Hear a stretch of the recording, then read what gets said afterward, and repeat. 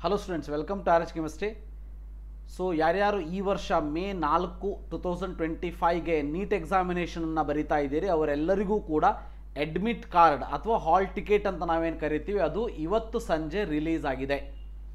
So ಅದನ್ನು ನೀವು download ಮಾಡ್ಕೊಳ್ಬೇಕು ಅಂತಂದರೆ ನೀಟ್ ವೆಬ್ಸೈಟಿಗೆ ಹೋಗಿಬಿಟ್ಟು ಇಲ್ಲಿ ಕೆಳಗಡೆ 2 ಲಿಂಕ್ ಕಾಣಿಸ್ತದೆ. ಯಾವುದಾದ್ರೂ ಒಂದು ಲಿಂಕನ್ನು ಕ್ಲಿಕ್ ಮಾಡಿ ಅದಾದಮೇಲೆ ನಿಮಗೆ ಅಪ್ಲಿಕೇಶನ್ ನಂಬರ್ ಮತ್ತು ಪಾಸ್ವರ್ಡನ್ನು ಕೇಳಿಸ್ತದೆ. ಸೊ ಅದನ್ನು ಹಾಕಿಬಿಟ್ಟು ಕ್ಯಾಪ್ಚಾವನ್ನು ಎಂಟರ್ ಮಾಡಿ ಸಬ್ಮಿಟ್ ಮಾಡಿದರೆ you are going to download your hall ticket. ಈಗ ಹಾಲ್ ಟಿಕೆಟಲ್ಲಿ ಏನೇನೆಲ್ಲ ಇಂಪಾರ್ಟೆಂಟ್ ಇನ್ಫಾರ್ಮೇಷನ್ ಇದೆ, ನಾವು ಏನು ಗೊತ್ತಿರಬೇಕು ಎಕ್ಸಾಮಿನೇಷನ್ಗೆ ಹೋಗೋದಕ್ಕಿಂತ ಮುಂಚೆ ಅನ್ನೋದನ್ನು ಡೀಟೇಲ್ ಆಗಿ ಹೇಳ್ತಾ ಹೋಗ್ತೀನಿ. ಸೊ ಮೊದಲನೇದಾಗಿ ಈ ಒಂದು ಹಾಲ್ ಟಿಕೆಟ್ ಏನಿದೆ ಇದು ಪ್ರೊವಿಷನಲ್ ಅಂತ ಕೊಟ್ಟಿರ್ತಾರೆ. ಓಕೆ, ಪ್ರೊವಿಷನಲ್ ಅಂತ ಕೊಟ್ಬಿಟ್ಟಿದ್ದಾರೆ ಸರ್, ನಂದು ಫೈನಲ್ ಅಂತ ಕೊಟ್ಟೇ ಇಲ್ಲ, ಮತ್ತೇನಾದ್ರು ಚೇಂಜ್ ಆಗ್ತದಾ ಅಂಥೇಳಿ ನೀವೇನು ಥಿಂಕ್ ಮಾಡೋವಂಥ ಅವಶ್ಯಕತೆ ಇಲ್ಲ. ಇದು ಪ್ರತಿ ವರ್ಷವೂ ಎಲ್ಲರಿಗೂ ಇದು ಪ್ರೊವಿಷನಲ್ ಅಂತಲೇ ಕೊಟ್ಟಿರ್ತಾರೆ. ಓಕೆ, ಎಲ್ಲೂ ಕೂಡ ಫೈನಲ್ ಅಂತ ಮೆನ್ಷನ್ ಮಾಡೋದಿಲ್ಲ. ಆದ್ದರಿಂದ ಇದು ನಿಮಗೊಂದೇ ಪ್ರಾಬ್ಲಮ್ ಅಲ್ಲ, ಎಲ್ಲರಿಗೂ ಪ್ರೊವಿಷನಲ್ ಅಂತ ಬಂದಿರ್ತದೆ. ಅದ್ರ ಬಗ್ಗೆ ವರಿ ಮಾಡ್ಕೊಳ್ಳೋದನ್ನು ಬಿಟ್ಬಿಡಿ. ಎರಡನೇದಾಗಿ ಇದರಲ್ಲಿ ರೋಲ್ ನಂಬರ್ ಕೊಟ್ಟಿರ್ತಾರೆ, ಅಪ್ಲಿಕೇಶನ್ ನಂಬರು, ಫಾದರ್ಸ್ ಮದರ್ಸ್ ನೇಮಲ್ಲಿ ಮದರ್ ಬೇಜಾರು ಮಾಡ್ಕೊಳ್ಳೋಂಥ ಅವಶ್ಯಕತೆ ಇಲ್ಲ. ಫಾದರ್ ನೇಮ್ ಅಷ್ಟೇ ಕೊಟ್ಟುಬಿಟ್ಟಿದ್ದಾರೆ, ಮದರ್ ನೇಮ್ ಕೊಟ್ಟಿಲ್ಲ. ಇಲ್ಲಿ ನೋಡಿ ಫಾದರ್ ಆರ್ ಮದರ್ ನೇಮ್ ಅಂತ ಕೊಟ್ಟಿದ್ದಾರೆ. ಜನರಲಿ ಫಸ್ಟ್ ಫಾದರ್ ನೇಮ್ ನೀವು ಹಾಕಿರೋದಕ್ಕೆ ಫಾದರ್ ನೇಮನ್ನು ಕೊಟ್ಬಿಡ್ತಾರೆ. ಸೊ ಮದರ್ ಅವರು ಯಾರೂ ಕೂಡ ತಾಯಿಯವರು ಬೇಜಾರು ಮಾಡ್ಕೊಳ್ಳೋದಕ್ಕೆ ಹೋಗಬೇಡಿ. ಅಪ್ಪ ಅಮ್ಮನ ಒಂದು ಇಬ್ಬರೊಳಗೆ ಒಬ್ಬರ ಹೆಸರಿದ್ದರೂ ಸಾಕಾಗ್ತದೆ. ಸೊ ಜಗಳ ಮಾಡೋದಕ್ಕೆ ಹೋಗಬೇಡಿ. ಓಕೆ, ಸೊ ಫಾದರ್ಸ್ ಅವ್ರ ಮದರ್ ನೇಮನ್ನು ಕೊಟ್ಟಿರ್ತಾರೆ. ಸೊ ಜೆಂಡರ್ ಕೊಟ್ಟಿರ್ತಾರೆ, ಇವೆಲ್ಲ ಇನ್ಫಾರ್ಮೇಷನ್ನ ಕೊಟ್ಟಿರ್ತಾರೆ. ಸೊ ಸ್ಟೇಟ್ ಆಫ್ ಎಲಿಜಿಬಿಲಿಟಿ ಕೊಟ್ಟಿರ್ತಾರೆ, ಇಲ್ಲಿ ಫೋಟೋವನ್ನು ಕೊಟ್ಟಿರ್ತಾರೆ, ಇಲ್ಲಿ ಬಾರ್ ಕೋಡನ್ನು ಕೊಟ್ಟಿರ್ತಾರೆ. ಸೊ ಮೊದಲನೇದಾಗಿ ವೆರಿ ಇಂಪಾರ್ಟೆಂಟ್ ಅಂತ ಅಂದರೆ, ಗೊತ್ತಿಲ್ಲ ಈ ವರ್ಷ ಯಾಕೆ ಹಿಂಗೆ ಮಾಡಿದ್ದಾರೆ ಅಂಥೇಳಿ, ಈ ಒಂದು ಅಡ್ಮಿಟ್ ಕಾರ್ಡ್ ನಿಮಗೆ 20 to 21 MB ಅಷ್ಟು ದೊಡ್ಡ ಸೈಜಿನ ಫೈಲ್ ಇದು, PDF ಇದು. ಓಕೆ, ಸೊ ಅದಕ್ಕಾಗಿ ನೀವಿಲ್ಲಿ ಡೌನ್ಲೋಡ್ ಮಾಡ್ಕೊಳ್ಬೇಕಾದ್ರೆ ಸೊ ಇದರ ಸ್ಕ್ರೀನ್ಶಾಟ್ ತೊಗೊಳ್ಳೋದಾಗಲಿ ಅಥವಾ Ctrl+P ಅಂತ ಕ್ಲಿಕ್ ಮಾಡಿ ಸೇವ್ PDF ಮಾಡೋದಾಗಲಿ ಏನೂ ಮಾಡಬೇಡಿ. ನೀವು ಅಪ್ಲಿಕೇಶನ್ ನಂಬರ್ ಪಾಸ್ವರ್ಡ್ ಹಾಕಿದ್ಮೇಲೆ ಇಲ್ಲಿ ಡೌನ್ಲೋಡ್ ಆಪ್ಷನ್ ಏನು ಬರ್ತದೆ ಅದನ್ನು ಕ್ಲಿಕ್ ಮಾಡಿ ಡೌನ್ಲೋಡ್ ಮಾಡ್ಕೊಳ್ಳಿ. ಸ್ವಲ್ಪ ಸ್ಲೋ ಆಗ್ತದೆ. ಕೆಲವೊಂದು ಸಾರಿ ಫಸ್ಟ್ ಟೈಮ್ ನೀವು ಡೌನ್ಲೋಡ್ ಮಾಡ್ಕೊಂಡಾಗ ಬಾರ್ ಕೋಡ್ ಕಾಣದೇ ಇರ್ಬೋದು. ಇನ್ನೊಂದು ಸರಿ ಡೌನ್ಲೋಡ್ ಮಾಡ್ಕೊಳ್ಳಿ, ಇನ್ನೊಂದು ಸಲ ನೋಡ್ಕೊಳ್ಳಿ, ಬಾರ್ ಕೋಡ್ ಎಲ್ಲವೂ ಕೂಡ ಕಾಣಿಸ್ಲೇಬೇಕು, ಕಂಡೇ ಕಾಣಿಸ್ತದೆ, ವರಿ ಮಾಡ್ಕೋಬೇಡಿ. ಇಲ್ಲಿ ನಿಮ್ಮ ಸಿಗ್ನೇಚರ್ ಕೂಡ ಕಾಣಿಸ್ತದೆ. ಓಕೆ, ಸೊ ಪ್ರೊವಿಷನಲ್ ಅಂತ ಹೇಳಿ ಥಿಂಕ್ ಮಾಡೋದಕ್ಕೆ ಹೋಗಬೇಡಿ, ಬೇಜಾರು ಮಾಡ್ಕೊಳ್ಳೋದಕ್ಕೆ ಹೋಗಬೇಡಿ. ಎರಡನೇದಾಗಿ ಈ ಅಡ್ಮಿಟ್ ಕಾರ್ಡು ಮಿನಿಮಮ್ 20 ರಿಂದ 21 MB ಇರ್ತದೆ. ಅದೇ ಕರೆಕ್ಟಾದ ಫೈಲ್ ಅನ್ನೋದು ನೆನಪಿರಲಿ. ನೀವೇನಾದರೂ ಬೇರೆ ಟೈಪ್ ಏನಾದರೂ ಇದನ್ನು ಪ್ರಿಂಟ್ ತೊಗೊಳಕ್ಕೆ ಹೋದರೆ ಸೊ ಕಂಪ್ಲೀಟ್ 3 pages ಬರೋದಿಲ್ಲ, ಅರ್ಧ ಪೇಜ್ ಕಟ್ಟಾಗಿ ಹೋಗಿಬಿಡ್ತದೆ. ಅದಕ್ಕಾಗಿ ಅದನ್ನೊಂದು ಕೇರ್ ತೊಗೊಳ್ಳಿ. ಎರಡನೇದಾಗಿ ಇಲ್ಲಿ ಏನು ಫೋಟೋವನ್ನು ನೀವು ಹಚ್ಚಿದ್ದೀರಿ, ಇದೇ ಒಂದು ಫೋಟೋದ ಒಂದು ಪಾಸ್ಪೋರ್ಟ್ ಸೈಜ್, ಒಂದು ಪೋಸ್ಟ್ ಕಾರ್ಡ್ ಸೈಜ್ ಫೋಟೋವನ್ನು ಈ ಅಡ್ಮಿಟ್ ಕಾರ್ಡಲ್ಲಿ ನೀವು ಪೇಸ್ಟ್ ಮಾಡಬೇಕು. ಮತ್ತು ಎಕ್ಸಾಮಿಗೆ ಹೋಗ್ತಾ ಒಂದು ಪಾಸ್ಪೋರ್ಟ್ ಸೈಜ್ ಫೋಟೋವನ್ನು ತೆಗೆದುಕೊಂಡು ಹೋಗಬೇಕು. ಕರೆಕ್ಟಾಗಿ ಕೇಳಿಸ್ಕೊಳ್ಳಿ. So same passport size photo. So ಇಲ್ಲಿ ಯಾವುದೋ ಒಂದಿತ್ತು, ಈಗ ಯಾವುದೋ ಒಂದಿತ್ತು ಬೇಡ. ಮತ್ತು ಸಿಗ್ನೇಚರ್, ನೀವೇನು ಸಿಗ್ನೇಚರ್ ಇಲ್ಲಿ ಮಾಡಿದ್ದೀರಿ ಇದೇ ಸಿಗ್ನೇಚರನ್ನು ಕೆಳಗಡೆನೂ ಕೂಡ ಒಂದು ಸಿಗ್ನೇಚರ್ ಕಾಣಿಸ್ತದೆ, ಇಲ್ಲೂ ಕೂಡ ಮಾಡಬೇಕು. ಮತ್ತು ಇನ್ವಿಜಿಲೇಟರ್ ಅಲ್ಲಿ ಎಕ್ಸಾಮ್ ಹಾಲಲ್ಲಿ ಅವರು ಒಂದು ಶೀಟ್ ಕೊಡ್ತಾರೆ, ಅದರಲ್ಲೂ ಕೂಡ ಮಾಡಬೇಕು. ಎಲ್ಲ ಸಿಗ್ನೇಚರ್ ಸೇಮ್ ಇರಬೇಕು. ಅದು ಇನ್ ಫ್ರಂಟ್ ಆಫ್ ದ ಇನ್ವಿಜಿಲೇಟರೇ ಮಾಡಬೇಕು ಅನ್ನೋದು ಗೊತ್ತಿರಲಿ. ಇನ್ನು ಈ ಪಾರ್ಟ್ ಎಲ್ಲ ನಿಮಗೆ ಕ್ಲಿಯರ್ ಆಯಿತು ಅನ್ಕೋತೀನಿ. ಅದಾದಮೇಲೆ ಇಲ್ಲಿ ಡೀಟೇಲ್ಡ್ ಎಲ್ಲ ಕೊಟ್ಟಿರ್ತಾರೆ. ಸೊ ಡೇಟ್ ಕೊಟ್ಟಿರ್ತಾರೆ, ಟೈಮ್ ನೋಡಿ ಇಲ್ಲಿ 11 AM ಅಂತ ಕೊಟ್ಟಿರ್ತಾರೆ. ಎಲ್ಲರಿಗೂ ಕೂಡ 11 AM ಅಂತಲೇ ಗೊತ್ತಿರ್ತದೆ. ಇಲ್ಲಿ 11 AM ಅಂತ ಯಾಕೆ ಕೊಡ್ತಾರೆ ಅಂತಂದರೆ, ಇದು ಮೊದಲು ಕೊರೋನಾದಿಂದನೂ ಇದು 11 AM ಅಂತಲೇ ಕೊಡ್ತಾ ಇದ್ದಾರೆ ಅವರು. ಯಾಕಂದರೆ ನೀವು ಹೋದಾಗ ಕರೆಕ್ಟಾಗಿ ಫ್ರಿಸ್ಕಿಂಗ್ ಮಾಡಬೇಕು, ಅದಕ್ಕೆ ಅಂಥೇಳಿ. ಬಟ್ ನಿಮಗೇನಾದರೂ ಎಕ್ಸಾಮಿನೇಷನ್ ಸೆಂಟರ್ ಗೊತ್ತಿತ್ತು ಅಂದರೆ ನಿಮ್ಮ ಊರಲ್ಲೇ ಇದೆ, ಹತ್ತಿರದಲ್ಲೇ ಇದೆ, ಭಾಳ ದೂರ ಏನಿಲ್ಲ, ಆವಾಗ ನೀವು ಭಾಳ ಟೆನ್ಷನ್ ತೊಗೊಳ್ಳೋಂಥ ಅವಶ್ಯಕತೆ ಇಲ್ಲ. ನೀವು ಅರೌಂಡ್ 12:30 ಹೋದರೂ ಕೂಡ ನಡೀತದೆ. ನೀವು ಒಂದೊಮ್ಮೆ 11 ಗಂಟೆ ಬರಲಿಲ್ಲ ಅಂತ ಹೊರಗೆ ಹಾಕ್ತಾರೆ, ಹಾಗೇನೂ ಇಲ್ಲ. ಸೊ 12:30 ಸ್ವಲ್ಪ ಗಟ್ಟಿ ಟಿಫಿನ್ ಮಾಡಿ ಊಟ ಮಾಡಿ ಹೋದರೂ ಕೂಡ ನಡೀತದೆ. ಒಂದೊಮ್ಮೆ ನೀವು 11 ಗಂಟೆಗೆ ದೂರ ಇದೆ ಅಂತ 11 ಗಂಟೆಗೆ ಹೋದರೂ ಕೂಡ ಸೊ ಟಿಫಿನನ್ನು ತೊಗೊಂಡು ಹೋಗಿ ಅಥವಾ ಅಪ್ಪ ಅಮ್ಮ ಜೊತೆಗೆ ಹೋಗಿ ಟಿಫಿನನ್ನು ಕಟ್ಸ್ಕೊಂಡು ಹೋಗಿ ಅಥವಾ ಊಟ ಕಟ್ಸ್ಕೊಂಡು ಹೋಗಿ ಅಥವಾ ಯಾಕಂದರೆ ನಿಮಗೆ ಹೊಟ್ಟೆಯಲ್ಲಿ ಖಾಲಿ ಇದ್ದರೆ ಎನರ್ಜಿ ಇರೋದಿಲ್ಲ, ಎಕ್ಸಾಮಿನೇಷನ್ ಬರೆಯೋದಕ್ಕೆ ಆಗೋದಿಲ್ಲ, ಅಟೆಂಡ್ ಮಾಡೋದಕ್ಕೆ ಆಗೋದಿಲ್ಲ. ಅದಕ್ಕಾಗಿ ಸೊ 11 ಗಂಟೆ ಅಂದರೆ 11 ಗಂಟೆ ಇರಬೇಕಂತೇನಿಲ್ಲ, 11:30 12:30 ತನಕ ನೀವು ಹೋಗ್ಬೋದು, ಏನೂ ಪ್ರಾಬ್ಲಮ್ ಇಲ್ಲ. ಅದಾದಮೇಲೆ ಗೇಟ್ ಕ್ಲೋಸಿಂಗ್ 1:30ಗೆ ಕ್ಲೋಸ್ ಮಾಡ್ತಾರೆ, ಅದು ಮಾತ್ರ ಹೌದು. ಎಕ್ಸಾಮಿನೇಷನ್ 2 to 5 ಇರ್ತದೆ. ಟೆಸ್ಟ್ ಸೆಂಟರ್ ಕೊಟ್ಟಿರ್ತಾರೆ. So examination test centre name ಅವೆಲ್ಲ ಕೊಟ್ಟಿರ್ತಾರೆ. ನೆಕ್ಸ್ಟು ಸೆಲ್ಫ್ ಡಿಕ್ಲರೇಷನ್ ಅಂಡರ್ಟೇಕಿಂಗಲ್ಲಿ ಈ ವರ್ಷ ಏನು ಮಾಡಿಬಿಟ್ಟಿದ್ದಾರೆ ಅಂದರೆ ನೀವು ಏನೂ ಇಲ್ಲಿ ಬರೆಯುವಂಥ ಅವಶ್ಯಕತೆನೇ ಇಲ್ಲ. ಲಾಸ್ಟ್ ಟೈಮ್ ಆಗಿದ್ರೆ ನಿಮ್ಮ ನೇಮ್ ಆದಮೇಲೆ ಅಡ್ರೆಸ್ ತುಂಬಬೇಕಿತ್ತು ನೀವು. ಇಲ್ಲಿ ಏನೂ ಇಲ್ಲ, ಇದೇ ಟೈಪ್ ಆಗೇ ಬಂದುಬಿಡ್ತದೆ ನಿಮಗೆ. ಇಲ್ಲಿ ನೇಮ್ ಬರ್ತದೆ, ಇದಾದಮೇಲೆ ಇಲ್ಲಿ ರೆಸಿಡೆಂಟ್ ಆಫ್ ಅಂತ ಅಡ್ರೆಸ್ ಬರ್ತದೆ, ಏನೂ ಪ್ರಾಬ್ಲಮ್ ಇಲ್ಲ. ಓಕೆ, ಸೊ ಅದಾದಮೇಲೆ ಇಲ್ಲಿ ನಿಮ್ಮ ಒಂದು ಪಾಸ್ಪೋರ್ಟ್ ಸೈಜ್ ಫೋಟೋವನ್ನು ಅಟ್ಯಾಚ್ ಮಾಡಬೇಕು. ಅದನ್ನು ಮನೆಯಲ್ಲೇ ಅಟ್ಯಾಚ್ ಮಾಡಿ. ಓಕೆ, ಸೊ ಮೊದಲನೇದಾಗಿ ಇದು ಆಲ್ 3 ಪೇಜಸ್ ಪ್ರಿಂಟ್ ತೊಗೊಳ್ಳಿ. 3 ಪೇಜ್ ಪ್ರಿಂಟ್ ತೊಗೊಳ್ಳಿ. ಸಪ್ರೇಟ್ ಪೇಜಲ್ಲಿ ತೊಗೊಳ್ಳಿ. ಬ್ಯಾಕ್ ಟು ಬ್ಯಾಕ್ ತೊಗೊಳೋದಕ್ಕೆ ಹೋಗಬೇಡಿ. ಯಾಕಂದರೆ ಬ್ಯಾಕ್ ಟು ಬ್ಯಾಕ್ ತೊಗೊಂಡಾಗ ಇದ್ರ ಹಿಂದ್ಗಡೆ ನೀವು post card size photo ಹಚ್ಚಬೇಕಾಗ್ತದೆ.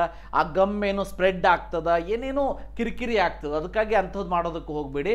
Separate 3 pages print ತೊಗೊಳ್ಳಿ, including instruction in the last page. ಅದಾದಮೇಲೆ ಪಾಸ್ಪೋರ್ಟ್ ಸೈಜ್ ಫೋಟೋ ಹಚ್ತೀರಿ. ಸೊ ಆಲ್ರೆಡಿ ಕೆಲವೊಂದಷ್ಟು ವಿದ್ಯಾರ್ಥಿಗಳು ಹೇಳ್ತಾ ಇದ್ದಾರೆ, ಸರ್ ನನ್ನ ಫೋಟೋ ಇದಕ್ಕಿಂತ ಹೊರಗೆ ಬರ್ತಾ ಇದೆ. ಏನು ವರಿ ಮಾಡ್ಕೊಳ್ಳೋವಂಥ ಅವಶ್ಯಕತೆ ಇಲ್ಲ. ನಿಮ್ಮ ಫೋಟೋ ಇಲ್ಲಿ ತನಕ ಬಂದರೂ ಯಾರು ಏನು ನಿಮಗೇನು ಬೈದು ಹೊರಗೆ ಹಾಕೋದಿಲ್ಲ, ವರಿ ಮಾಡ್ಕೋಬೇಡಿ. ಯಾರ್ಯಾರು JE ಎಕ್ಸಾಮಿನೇಷನ್ ಕಟ್ಟಿದ್ದೀರಿ, ಬರೆದಿದ್ದೀರಿ, ನಿಮಗಂತೂ ಗೊತ್ತೇ ಇರ್ತದೆ. ಸೊ ಇದು ಸೇಮ್ ಪ್ರಾಬ್ಲಮ್ ಎಲ್ಲ ಕಡೆನೂ. ಸೊ ಅದಕ್ಕಾಗಿ ಇದು ಫೋಟೋವನ್ನು ನೀವು ಮನೆಯಲ್ಲೇ ಮಾಡ್ಕೊಂಡು ಹೋಗಬೇಕು. ಅಂದರೆ ಎಟ್ ಹೋಮ್ ಓನ್ಲಿ, ಮನೆಯಲ್ಲೇ ಈ ಫೋಟೋವನ್ನು ಹಚ್ಕೊಡಿ. ಆ ಫೋಟೋ ತಲೆ ಕಟ್ ಮಾಡಿದೆ, ಕೈ ಕಟ್ ಮಾಡಿದೆ ಮಾಡೋದಕ್ಕೆ ಹೋಗಬೇಡಿ. ಆ ಫೋಟೋ ಏನಿದೆ ಅದನ್ನು ಪೇಸ್ಟ್ ಮಾಡಿ, ಸ್ವಲ್ಪ ಹೊರಗಡೆ ಬಂದರೂ ಕೂಡ ಪರವಾಗಿಲ್ಲ. ಎರಡನೇದಾಗಿ ತಮ್ ಇಂಪ್ರೆಷನ್ನು ಕೂಡ, ಇದನ್ನು ಕೂಡ ಮನೆಯಲ್ಲೇ ಮಾಡ್ಕೊಂಡು ಹೋಗಿ. Okay, so thumb impression clear ಆಗಿ ಲೆಫ್ಟ್ ಹ್ಯಾಂಡ್ ಥಂಬ್ ಇಂಪ್ರೆಷನನ್ನು ತೆಗೆದುಕೊಂಡು ಹೋಗಿ, ಅಂದರೆ ಹಾಕ್ಕೊಂಡು ಹೋಗಿ. ಸೊ ಒಂದು ಇಂಕ್ ಪ್ಯಾಡ್ ತೊಗೊಳ್ಳಿ, ಲೆಫ್ಟ್ ಹ್ಯಾಂಡ್ ಥಂಬ್ ಇಂಪ್ರೆಷನನ್ನು ನೀಟಾಗಿ ಇಟ್ಕೊಂಡು ಹೋಗಿ. ಇದೇನಿದೆಯಲ್ಲ ಇದು only at the centre. Remember, only at the centre you have to fill this. ಭಾಳ ಇಂಪಾರ್ಟೆಂಟ್ ಇದು. ಇದೇನು ಸಿಗ್ನೇಚರ್ ಇದೆ ಇದು ಎಟ್ ದ ಸೆಂಟರ್ ಓನ್ಲಿ. ಇದನ್ನು ಮನೇಲಿ ಮಾಡಬೇಡಿ. ಒಂದೊಮ್ಮೆ ಮನೇಲಿ ಮಾಡಿದರೂ ಕೂಡ ಇನ್ನೊಂದು ಪ್ರಿಂಟ್ ತೊಗೊಳ್ಳಿ, ಮತ್ತೊಂದು ಹಚ್ಕೊಳ್ಳಿ, ಮತ್ತೆ ಸೈನ್ ಮಾಡಿದ್ರೆ ತೊಗೊಂಡೋಗಿ ಅಷ್ಟೇ. ಈ ಅಡ್ಮಿಟ್ ಕಾರ್ಡನ್ನು ನೀವು ಎಷ್ಟು ಸಲ ಬೇಕಾದ್ರೂ ಪ್ರಿಂಟ್ ತೊಗೋಬೋದು. ಸರ್ ಕಲರ್ ಪ್ರಿಂಟೇ ಬೇಕಾ? ಎಲ್ಲೂ ಏನು ಕಂಡೀಷನ್ ಇಲ್ಲ. ಕಲರ್ ಪ್ರಿಂಟಾರು ಇರಲಿ, ಬ್ಲ್ಯಾಕ್ ಆ್ಯಂಡ್ ವೈಟ್ ಆರು ಇರಲಿ, ನಿಮಗೆ ಬಿಟ್ಟಿದ್ದು. ಸೊ ಕಲರ್ ಪ್ರಿಂಟ್ ಮನೆಯಲ್ಲೇ ಇದೆ, ದುಡ್ಡು ಜಾಸ್ತಿ ಕೊಡ್ತೀನಿ ನಾನು, ಬೇಕಾದಂಗೆ ಕಲರ್ ಮಾಡ್ಕೋತೀನಿ ಅಂದರೆ ಮಾಡ್ಕೊಳ್ಳಿ. ಆದರೆ ಕಂಡೀಷನ್ ಇಲ್ಲ, ಬ್ಲ್ಯಾಕ್ ಆ್ಯಂಡ್ ವೈಟ್ ಕೂಡ ನಡೀತದೆ. ಬಟ್ ಇದು ಓನ್ಲಿ ಎಟ್ ದ ಸೆಂಟರ್. ಇದು ಫಸ್ಟ್ ಪೇಜ್. ಎರಡನೇ ಪೇಜಿಗೆ ಬಂದಾಗ ಇಲ್ಲಿ ಪೋಸ್ಟ್ ಕಾರ್ಡ್ ಸೈಜ್ ಫೋಟೋವನ್ನು ಅಟ್ಯಾಚ್ ಮಾಡಬೇಕು. ಪೋಸ್ಟ್ ಕಾರ್ಡ್ ಸೈಜ್ ಫೋಟೋವನ್ನು ಅಟ್ಯಾಚ್ ಮಾಡಬೇಕು. ಸೊ ಈ ಪೋಸ್ಟ್ ಕಾರ್ಡ್ ಸೈಜ್ ಫೋಟೋವನ್ನು ಹಚ್ಚಬೇಕಾದ್ರೂ ಕೂಡ 4x6 ಇಂಚ್ ಆಗ್ತದೆ. ಸೊ ಇದನ್ನು ಹಚ್ಚಬೇಕಾದ್ರೂ ಸ್ವಲ್ಪ ಹೊರಗಡೆ ಬಂದರೆ ಏನು ಭಾಳ ತಲೆ ಕೆಡ್ಸ್ಕೊಳ್ಳೋಂಥ ಅವಶ್ಯಕತೆ ಇಲ್ಲ. ಬಟ್ ಇದು ಫಿಟ್ ಆಗ್ತದ ಅಂತ ಅನ್ಕೋತೀನಿ. ಸೊ ಕರೆಕ್ಟಾಗಿ ಪ್ರಿಂಟ್ ತೊಗೊಂಡು ನೀವು ಫೋಟೋವನ್ನು ಹಚ್ಕೊಳ್ಳಿ. ಫೋಟೋವನ್ನು ಹಚ್ಚಬೇಕು. ಫೋಟೋವನ್ನು ಹಚ್ಚಿದ ಮೇಲೆ ಸಿಗ್ನೇಚರ್ ನೀವಲ್ಲ, ಇದು ಇನ್ವಿಜಿಲೇಟರ್ ಮಾಡ್ತಾರೆ ನೋಡಿ. ಇದು ಕೂಡ ನೀವು ಮಾಡೋ ಹಾಗಿಲ್ಲ. ಯಾವುದೇ ಸಿಗ್ನೇಚರ್ ಈ ಅಡ್ಮಿಟ್ ಕಾರ್ಡ್ ಮೇಲೆ ನೀವು ಮೊದಲೇ ಮಾಡೋ ಹಾಗಿಲ್ಲ. ಇನ್ ಫ್ರಂಟ್ ಆಫ್ ದ ಇನ್ವಿಜಿಲೇಟರೇ ಮಾಡಬೇಕು. ಮತ್ತು ಇಲ್ಲೆಲ್ಲ ಇನ್ಫಾರ್ಮೇಷನ್ ಕೊಟ್ಟಿರ್ತಾರೆ. ಸೊ ಇಲ್ಲಿ ಕೆಲವೊಂದು ಇನ್ಸ್ಟ್ರಕ್ಷನ್ಸ್ ಇದೆ, ಕರೆಕ್ಟಾಗಿ ನೋಡ್ತಾ ಹೋಗಿ. ಪೋಸ್ಟ್ ಕಾರ್ಡ್ ಸೈಜ್ ಫೋಟೋ ಹಚ್ಚಬೇಕು, ರೈಟ್. ಸೊ ಏನು ಫೋಟೋ ನೀವು ಹಚ್ತೀರಿ ಮತ್ತು ಒಂದು ಫೋಟೋವನ್ನು ತೊಗೊಂಡು ಹೋಗ್ತೀರಿ, ಅದು similar to the photo which we have used in the exam application form, ಅದೇ ಇರಬೇಕು. ದೆನ್ ಇದೇನಿದೆಯಲ್ಲ, candidate to sign across the photograph on the left side ಅಂತ ಏನಿದೆ, ಇದನ್ನು ಆ್ಯಕ್ಚುಲಿ ಇದನ್ನು ನೀವು ಅಲ್ಲಿ ಹೋದ್ಮೇಲೆ ಮಾಡಬೇಕಂತೇನಿಲ್ಲ. ಬಟ್ ನಾನು ಹೇಳೋದೇನು ಅಂತಂದರೆ ಇದನ್ನು ಕೂಡ ನೀವು ಬೇಕಾದರೆ ಅಲ್ಲಿ ಹೋಗಿನೇ ಮಾಡಿ. ಎಲ್ಲಿ ಮಾಡಬೇಕು? Left hand side. ಓಕೆ, ಇಲ್ಲಿ ಫೋಟೋವನ್ನು ಹಚ್ಚಿದಿರಲ್ಲ, ಇಲ್ಲಿ ನೀವು ಸೈನನ್ನು ಮಾಡ್ತೀರಿ ಹೀಗೆ. ಅಂದರೆ photo across the photo sign ನೀವು ಮನೆಯಲ್ಲೇ ಮಾಡ್ಕೊಂಡು ಹೋದರೂ ಕೂಡ ಏನೂ ಪ್ರಾಬ್ಲಮ್ ಇಲ್ಲ.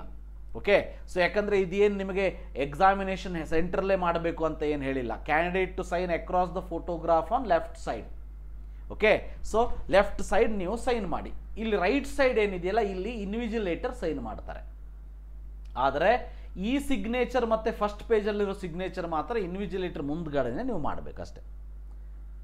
ಅದಾದಮೇಲೆ ಈ ಅಡ್ಮಿಟ್ ಕಾರ್ಡನ್ನು ವಿತ್ ಫೋಟೋಗ್ರಾಫ್ ತೊಗೊಂಡು ಹೋಗೋದು ಮ್ಯಾಂಡೇಟರಿ ಆಗಿರ್ತದೆ. ನೀವು ತೊಗೊಂಡು ಹೋಗಲಿಲ್ಲ ಅಂದರೆ ನಿಮ್ಮನ್ನು ಡಿಸ್ಕ್ವಾಲಿಫೈ ಮಾಡ್ತಾರೆ, ಎಕ್ಸಾಮ್ ಹಾಲೊಳಗೆ ಕರ್ಕೊಳ್ಳೋದಿಲ್ಲ.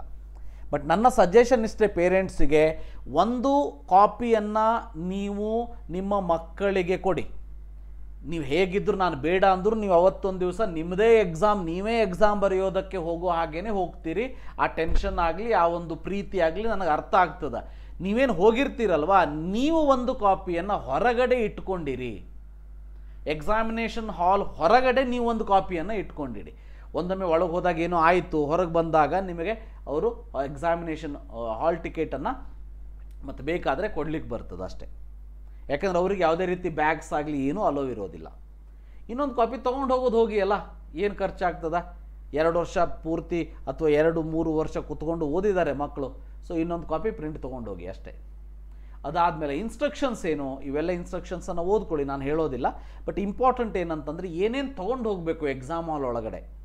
ಎಕ್ಸಾಮ್ ಹಾಲ್ ಒಳಗಡೆ ಏನು ತೊಗೊಂಡು ಹೋಗಬೇಕು ಅಂದರೆ, ಒಂದು ವಾಟರ್ ಬಾಟಲ್ ತೊಗೊಂಡು ಹೋಗ್ಬೋದು, ಎಡಿಷ್ನಲ್ ಫೋಟೋಗ್ರಾಫ್ ನೀವೇನು ಅಲ್ಲಿ ಹಚ್ಚಿದ್ದೀರಿ ಅದನ್ನು ಅಟೆಂಡೆನ್ಸ್ ಶೀಟಲ್ಲಿ ಪೇಸ್ಟ್ ಮಾಡೋದಕ್ಕೆ ಎಡಿಷ್ನಲ್ ಒಂದು ಪಾಸ್ಪೋರ್ಟ್ ಸೈಜ್ ಫೋಟೋ ಇದ್ದರೂ ಕೂಡ ನಡೀತದೆ. ಕಂಪಲ್ಸರಿಯಾಗಿ ಪೋಸ್ಟ್ ಕಾರ್ಡ್ ಸೈಜು ಬೇಕಂತೇನಿಲ್ಲ, ಅದನ್ನ ಅವ್ರು ತೊಗೊಳ್ಳೋದು ಇಲ್ಲ. ಪಾಸ್ಪೋರ್ಟ್ ಸೈಜ್ ಫೋಟೋ ಒಂದು ಎಕ್ಸ್ಟ್ರಾ ತೊಗೊಂಡೋಗಿ.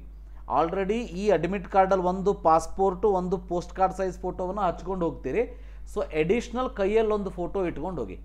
ಅದಾದಮೇಲೆ admit card along with self declaration ಏನಿದೆ, ಸೊ ಅದನ್ನು ನೀವು ತೊಗೊಂಡು ಹೋಗ್ತೀರಿ. ಆಟೋಮೆಟಿಕಲಿ ಅಡ್ಮಿಟ್ ಕಾರ್ಡನ್ನು ತೆಗೆದುಕೊಂಡು ಹೋಗಬೇಕು. ಅದಾದಮೇಲೆ ಸೊ ಇಲ್ಲಿ ಆ್ಯಕ್ಚುಲಿ ಲಿಯೇಬಲ್ ಹ್ಯಾಂಡ್ ರೈಟಿಂಗ್ ಅಂತ ಇದೆ. ಆ್ಯಕ್ಚುಲಿ ನೀವು ಹ್ಯಾಂಡ್ ರೈಟಿಂಗ್ದಲ್ಲಿ ಬರೆಯೋ ಅಂಥದ್ದು ಏನೂ ಇಲ್ಲವೇ ಇಲ್ಲ ಇದರಲ್ಲಿ. ಓಕೆ, ಏನು ಹ್ಯಾಂಡ್ ರೈಟಿಂಗ್ ಬರೆಯೋದು ಇಲ್ಲವೇ ಇಲ್ಲ, ಅವರೇ ಎಲ್ಲ ಪ್ರಿಂಟ್ ಮಾಡಿ ಕೊಟ್ಬಿಟ್ಟಿದ್ದಾರೆ ಅಷ್ಟೇ. ಅದನ್ನು ತೊಗೊಂಡೋಗಿ. ಇನ್ನು PWD ಇದ್ದವರು ಸೊ ಸರ್ಟಿಫಿಕೇಟು ಮತ್ತು ಸ್ಕ್ರೈಬ್ ರಿಲೇಟೆಡ್ ಡಾಕ್ಯುಮೆಂಟ್ಸ್ ಇದ್ದರೆ ಅದನ್ನು ತೆಗೆದುಕೊಂಡೋಗಿ. ಅಂದರೆ ನೀವು ಎಕ್ಸಾಮ್ ಹಾಲೊಳಗೆ ಹೋಗ್ತಾ ತೊಗೊಂಡು ಹೋಗೋದು. ಪೆನ್ ಕೂಡ ಅಲೋವ್ ಇರೋದಿಲ್ಲ, ಪೆನ್ನು ತೊಗೊಂಡು ಹೋಗುವಂಥ ಅವಶ್ಯಕತೆ ಇಲ್ಲ, ಅವರೇ ಕೊಡ್ತಾರೆ. ಆದರೂ ಒಂದು ಬಾಲ್ ಪಾಯಿಂಟ್ ಪೆನ್ ಇಟ್ಕೊಂಡು ಹೋಗೋದು ಹೋಗಿ. ಸೊ ಅವ್ರು ಇಲ್ಲ ಅಂದರೆ ಹೊರಗಡೆ ಇಟ್ಟು ಹೋಗ್ಲಿಕ್ಕೆ ಬರ್ತದೆ ಅಷ್ಟೇ. ಸೊ ಒಂದು ಪರ್ಸ್ನಲ್ ವಾಟರ್ ಬಾಟಲ್ ತೊಗೊಂಡೋಗಿ, ನಿಮ್ಗೆ ಬೇಕು ಅಂದರೆ ಟ್ರಾನ್ಸ್ಪರೆಂಟ್ ವಾಟರ್ ಬಾಟಲ್. ಎರಡನೇದು ಒಂದು ಎಡಿಷ್ನಲ್ ಫೋಟೋಗ್ರಾಫ್ ತೊಗೊಂಡೋಗಿ. ಮೂರನೇದು ಅಡ್ಮಿಟ್ ಕಾರ್ಡ್ ತೊಗೊಂಡೋಗಿ. ಸೊ ಇವಿಷ್ಟು ಪ್ಲಸ್ ಒಂದು ID proof, valid ID proof, ಭಾಳ ಇಂಪಾರ್ಟೆಂಟು. ಒರಿಜಿನಲ್ ID ಪ್ರೂಫ್ ತೊಗೊಂಡೋಗಿ. ಒರಿಜಿನಲ್ ನೋಡಿ, ಇಲ್ಲೇ ಹೇಳಿಬಿಟ್ಟಿದ್ದಾರೆ, candidate are advise to bring updated copy of their Aadhaar card to the centre. ಅಂದರೆ ಆಧಾರ್ ಕಾರ್ಡನ್ನು ನೀವು ಕಂಪಲ್ಸರಿ ತೆಗೆದುಕೊಂಡು ಹೋಗಲೇಬೇಕು, ತೊಗೊಂಡೋಗಿ. ಅದಾದಮೇಲೆ PWD ಇದ್ದರೆ ಸರ್ಟಿಫಿಕೇಟ್ ತೊಗೊಂಡು ಹೋಗ್ತಾರೆ. ಸೊ ಅದು ಬಿಟ್ಟರೆ ಮತ್ತೆ ಯಾವುದೂ ಕೂಡ ಇಲ್ಲಿ ಅಲೋ ಇರೋದಿಲ್ಲ ಎಕ್ಸಾಮ್ ಹಾಲ್ ಒಳಗೆ. ಬ್ಲ್ಯಾಂಕ್ ಪೇಪರ್, ರಫ್ ವರ್ಕ್ ಅಂತ ಹೇಳಿ ತೊಗೊಂಡು ಹೋಗೋದಕ್ಕೆ ಹೋಗಬೇಡಿ. ಕ್ವಶನ್ ಪೇಪರಲ್ಲಿ ನೀವು ಎಲ್ಲಿ ಬೇಕಾದಲ್ಲೂ ವರ್ಕ್ ಮಾಡ್ಬೋದು, ಡೋಂಟ್ ವರಿ ಅಬೌಟ್ ದ್ಯಾಟ್. ಇನ್ನು OMR ಶೀಟ್ ಏನಿದೆ ಅದು ನಿಮಗೆ 2 ಕಾಪಿ ಇರ್ತದೆ ಅದರಲ್ಲಿ, original office copy. CET exam ಬರೆದಾಗ ನೀವು ಕಾರ್ಬನ್ ಕಾಪಿ ತೊಗೊಂಡು ಬಂದಿದ್ರಿ, ಇಲ್ಲಿ ಏನೂ ತೊಗೊಂಡು ಬರೋ ಹಂಗಿಲ್ಲ.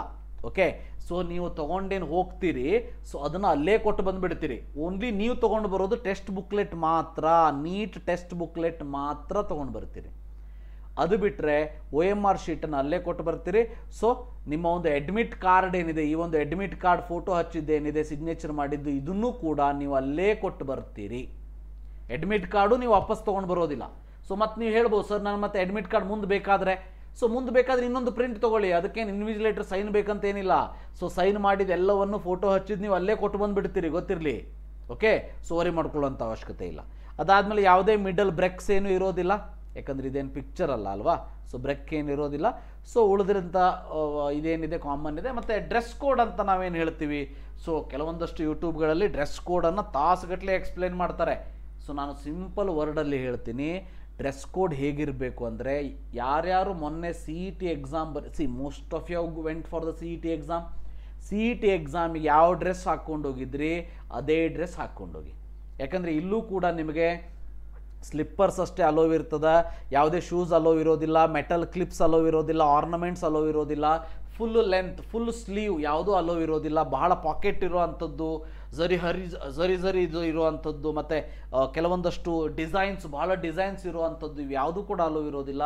CETಗೆ ಯಾವ್ದು ಹಾಕ್ಕೊಂಡೋಗಿದ್ರಿ, ಸಿಂಪಲ್ ಆಗಿರೋ ಒಂದು ಟೀ ಶರ್ಟು, ಒಂದು ಪ್ಯಾಂಟು. ಸೊ ಇಲ್ಲ ಒಂದು ಲೇಡೀಸ್ ಆಗಿದ್ದರೆ, ಸೊ ಗರ್ಲ್ಸ್ ಆಗಿದ್ದರೆ ಒಂದು ನೀಟಾಗಿ ಒಂದು ಚೂಡಿದಾರ ಹಾಕ್ಕೊಂಡು ಹೋಗಿ ಅಷ್ಟೇ. ಸೊ ಅದು ಬಿಟ್ಟರೆ ಸೊ ಬೇರೆ ರೀತಿಯ ಯಾವುದೇ ಐಟಮ್ಸ್ ನಿಮ್ಮ ಹತ್ರ ಅಲೋವ್ ಇರೋದಿಲ್ಲ, ರೈಟ್. ಸೊ ಅವತ್ತೊಂದಿನ ಎಲ್ಲ ಆರ್ನಮೆಂಟ್ಸ್ಗಳನ್ನಾಗಲಿ ಎಲ್ಲವನ್ನು ಮನೇಲೇ ಇಟ್ಟು ಹೋಗಿ. ಯಾಕಂದರೆ ನೀವೇನು ಮದುವೆ ಮನೆಗೆ ಹೋಗ್ತಾ ಇಲ್ಲ ಅಲ್ವಾ. ಸೊ ಎಕ್ಸಾಮಿನೇಷನ್ ಹಾಲ್ ಒಳಗೆ ಹೋಗ್ತಾ ಇದ್ದೀರಿ, ಏನೂ ಬೇಡ.